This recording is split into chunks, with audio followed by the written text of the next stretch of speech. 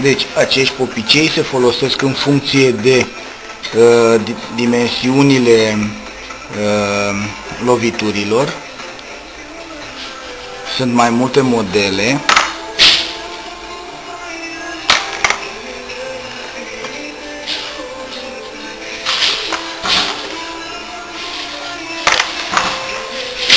Aceste baghete se topesc cu acest pistol. După lipirea lor pe caroserie, se curăță cu o soluție specială. Deci este o tehnologie nouă care se folosește nu numai la loviturile de grindină, dar și la loviturile din parcare. Acesta este un creion, un ciocan de plastic. Dacă se deformează tabla prin tragere cu acest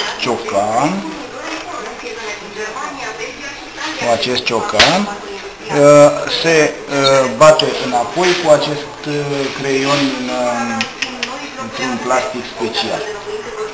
Da.